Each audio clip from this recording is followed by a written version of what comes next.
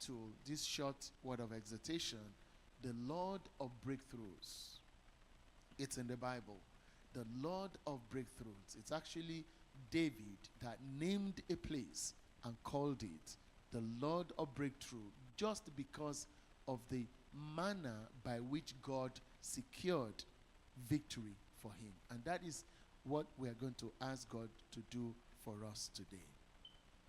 In Ephesians chapter 6, verse 12, Paul described an hierarchy of spiritual opposition.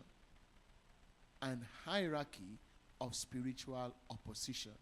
In Ephesians chapter 6, verse 12, the Bible reads, "For we do not wrestle against flesh and blood, but against principalities, against powers, against rulers of the darkness of this age, against spiritual hosts of wickedness in the heavenly places."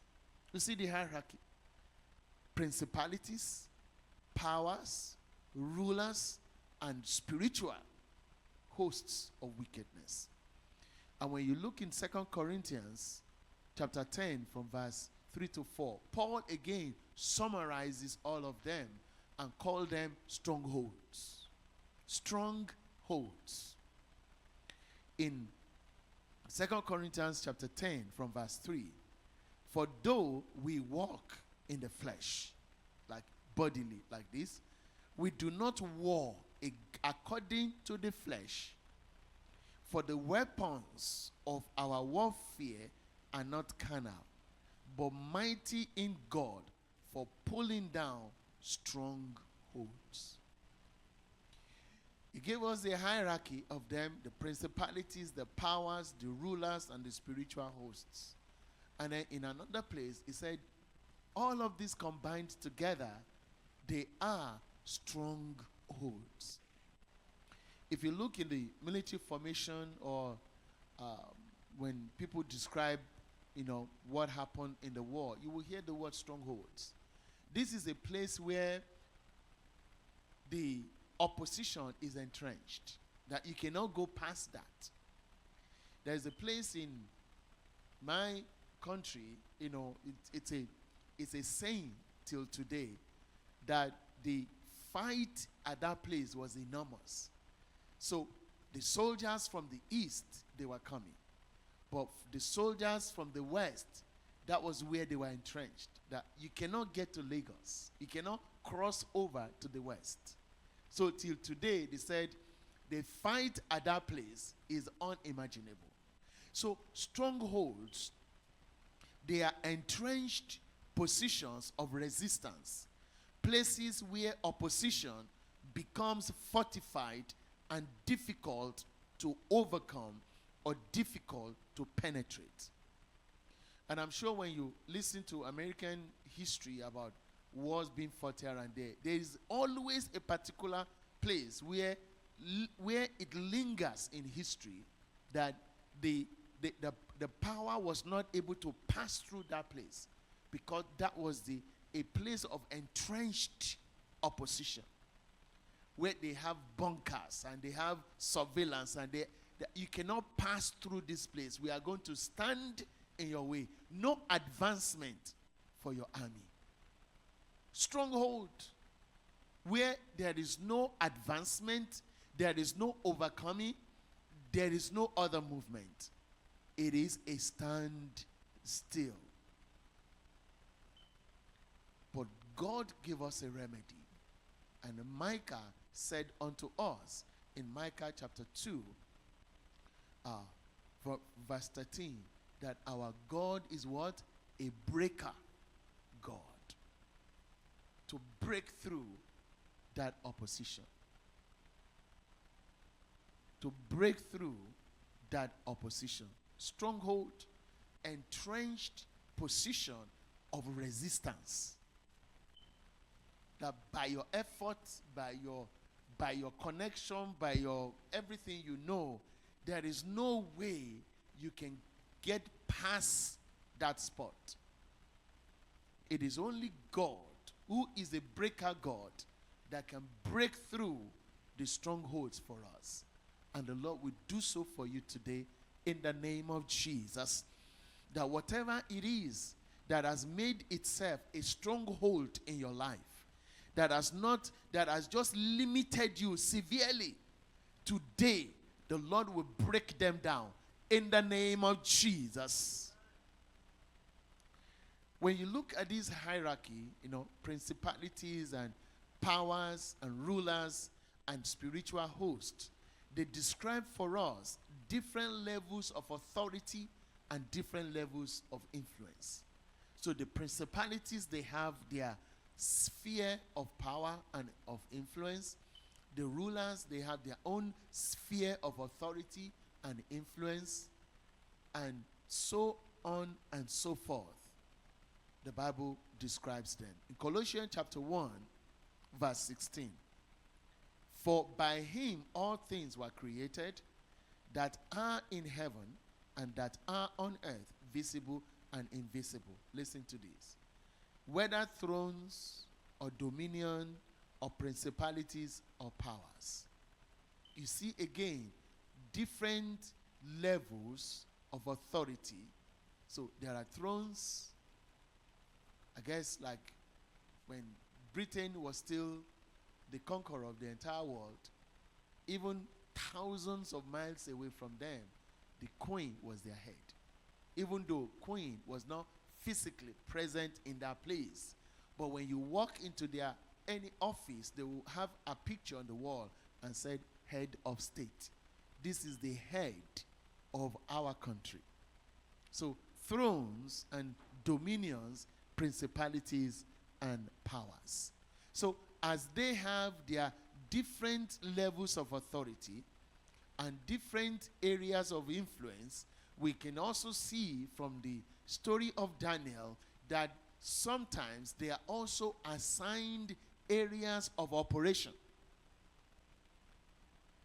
They are assigned different areas of operation. In Daniel chapter 10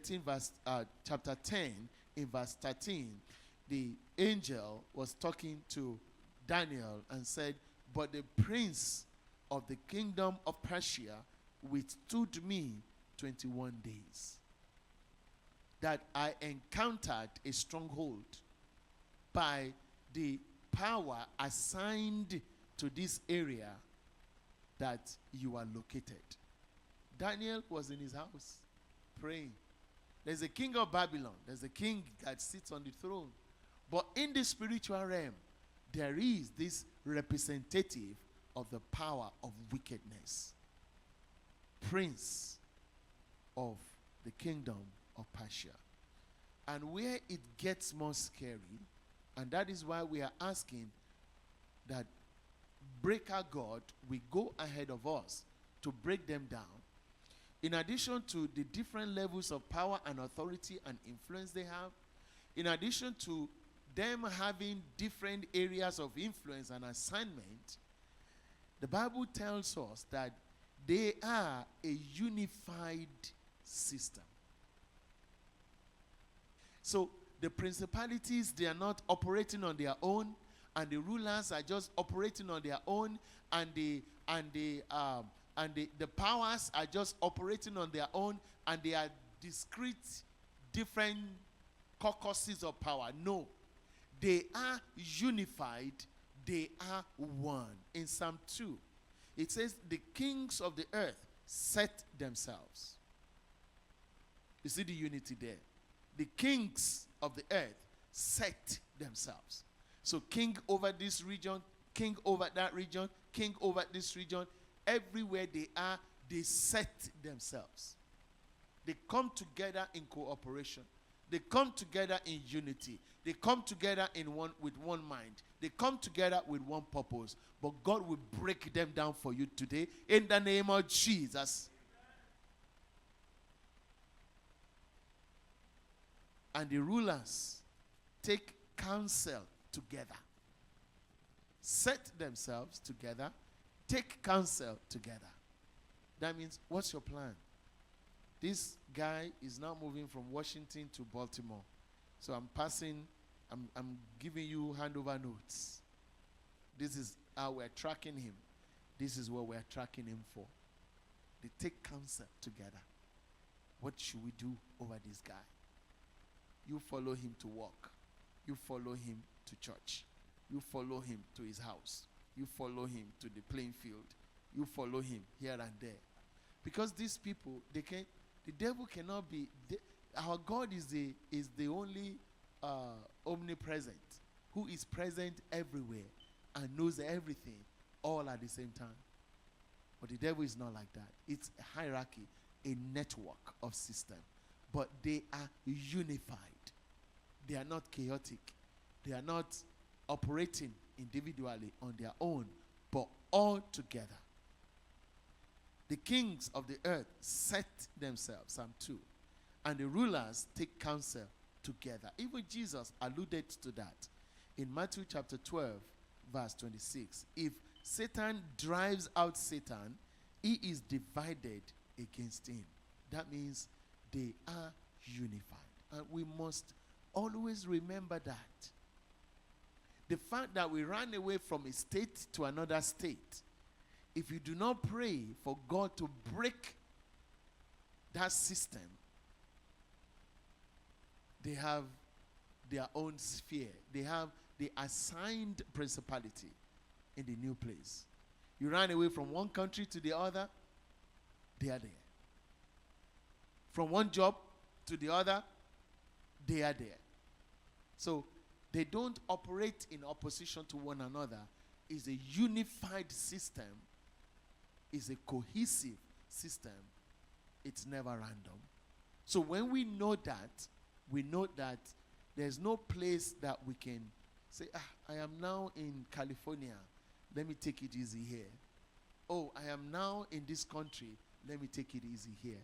They are a unified system, and we must never relax ourselves. So we see that they are hierarchical. They have different levels of authority, but most scary is that they are unified. And how do they operate? The Bible tells us that they function to oppose God's purpose. That is all that they do.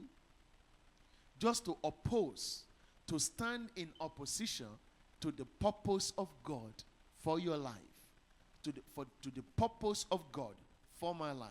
In Daniel chapter 10 from verse 12, then he said to me, Daniel 10 from verse 12, he said to me, do not fear, Daniel, for from the first day that you set your heart to understand and to humble yourself before God, your words were answered, and I have come because of your word.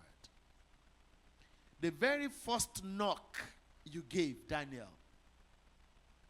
God pulled to open the door.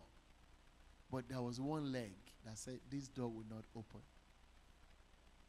But the prince of the kingdom of Persia withstood me 21 days. 21 days. That could be 5 years for some people. That could be 10 years.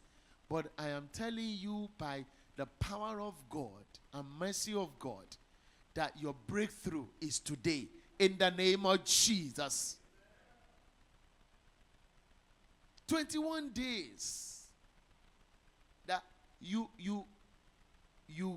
cried and God said, yeah, go to him speedily. When you take this verse and you look at the story of Abraham, God said to Abraham, sacrifice your son for me. The Bible said he put everything together. He laid the child on the altar and it was ready. And there was an intervention. Imagine if there was a delay in that intervention. Isaac would be gone. Yeah. So some delay could be disastrous. For Daniel, I mean, it's not obvious here, but if we dig deeper in the Bible, this guy, that means he fasted another 20 days. He excused himself for another 20 days. I mean, he should have just get up and anoint his face and go about his business, but he has to sequester himself in prayer and fasting for another 20 days. Why? Because somebody wants to stand in opposition to the move of God in his life. In his life. So that is their function. Their function is to stand in opposition. In opposition. The Bible said they have come to steal, to kill, and to destroy. Meanwhile, God said, be fruitful and multiply. Right? So, what is the opposition to multiply? It's stealing. Imagine somebody robbing a bank every day, every day. How long will it take the bank before it folds up? Because they can't maintain their deposit anymore. They cannot pay out the money they took from their customers. So God's promise is that you prosper, you multiply, you live in peace and joy. But the enemy will come to steal and to kill that joy and to destroy everything that has to do with peace. That is their work. So we must pray that breaker God, their unity must be broken. You must scatter them. They must be dispersed. They must be dispersed. They are so entrenched that even angel, with their swiftness and all the power and authority God gave to them, he said, how much more a man that you want to, with your own effort, saying, they can't touch me. They would say, did you ask Gabriel what we did to him? It took an archangel to come with superior power, superior authority, superior influence to now say, okay, let me at least get him away from you. You go. But Michael still contended in fight with them. Just because the answer to Daniel's prayer, they don't want it to get to him. They don't want it to get to him. Standing in opposition, and every power standing in opposition to God's purpose for our life, the Lord will crush them today in the name of Jesus. And how do they do this? By setting up limitations and making themselves stronghold unto us. In 1 Thessalonians chapter 2, 1 Thessalonians chapter 2, and I want you to write this down if you are taking notes, from verse 18. But we, brethren, having been taken away from you for a short time in presence, not in art, listen, endeavored more eagerly. We are trying everything humanly possible to get this job done. Endeavored more eagerly. We're not sparing any expenses. We are not sparing any effort. We are not sparing anything. We are so eager to make a move. We are so determined to get there. We put all the resources together to make it happen. But what happens? Therefore, we wanted to come to you, but even I, Paul, time and again, but Satan hindered us. Satan limited us. Despite all the money we put into it, despite all the planning we put into it, despite all the phone calls that we made, despite all the meetings that we had on it, despite every kind of help that we can muster, that we call together, but there was still a limitation. Time and again. Not just once. Time and again. We were eagerly. I tried. I dreamt about it. I sang about it. I talked to everybody about it. I checked the internet about it. I did everything at the accessible to me to make sure that I get this journey going. But Satan just was a stronghold. You ain't going nowhere. You ain't going nowhere. You book the ticket, they will just tell you, sorry, we were not supposed to show that date and time. Can you book another one? Sorry, your credit card was declined. Can you do it again? And you use the credit card the next second, it goes through. But for the main thing you want to do, there's just one uncleared thing just happening. Again and again. Everybody gets there, they get their own. You get there, they say, sorry, it's time for lunch. Would you come back in 2 hours?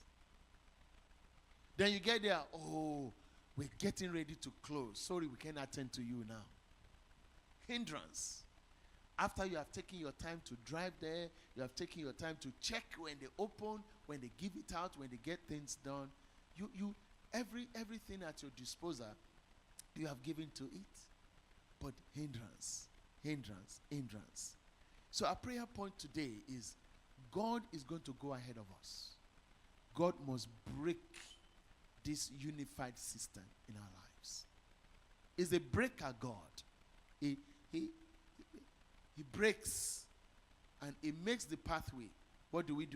We just walk behind him with the path cleared. You know, when it snowed heavily and the plowing machine truck goes ahead of you, you just stay behind them, right? The snow is gone. They put salt for you on the ground, good traction, and then you are able to drive. But prior to then, if you try, you'll be calling AAA in no time because you're going to get stuck. So we're going to pray this morning that the Lord, our breaker God, will go ahead of us. That the unified system that have been formed and have just limited us, the stronghold, that resistance, that this part you cannot pass through, they must give way. And the Lord will hearken to our voice in the name of Jesus. Let's rise up.